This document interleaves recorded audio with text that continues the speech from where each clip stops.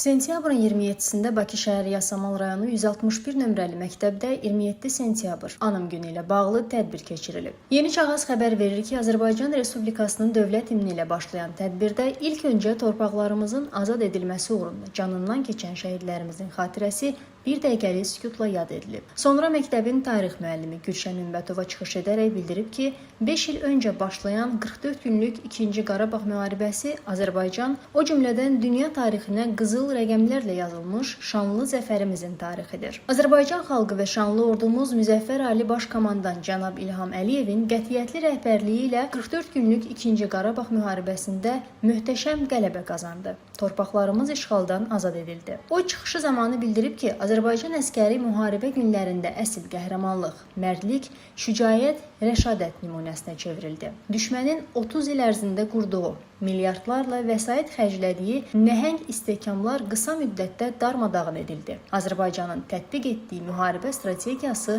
müasir dövr hərb tarixinə qabaqcıl nümunə kimi həkk olundu. Daha sonra təlim-tərbiyə işləri üzrə direktor müavini Nahid Fərəcov çıxışı zamanı vurğulayıb ki, 44 günlük haqq savaşımızda çoxsaylı şəhidlər verdik. Biz bu günümüzə görə onlara borcluyuq. 100 illər keçsə də Azərbaycan xalqı heç vaxt öz şəhidlərini unutmayacaq. Azərbaycan ordusunun sentyabrın 27-sində işğalçı Ermənistan silahlı qüvvələrinə qarşı başladığı əks-hücum əməliyyatında əldə etdiyi möhtəşəm qələbələr haqqında bundan sonra kitablar yazılacaq, filmlər çəkiləcək. Bugün Müzəffər Ali Baş Komandanımızın rəhbərliyi ilə Azərbaycan bütün dünyada qalib dövlət, xalqımız isə məğrur xalq kimi tanınır. Tədbirin təşkilatçısı Ülviyə Şükürova isə vurğulayıb ki, anım günü şəhidlərin ruhuna ehtiramın, gənc nəslin vətənpərvərlik tərbiyəsinin mühüm hissəsidir. Bu tədbirlər gənclərin vətənə bağlılığını gücləndirir və şəhidlərin xatirəsini daim yaşadır. Psixoloq Nərgiz Cavadova da çıxışında qeyd edib ki, müharibənin yaratdığı mənəvi izlər, xüsusən də şəhid ailələrinin yaşadıkları ağrı, acılar cəmiyyətin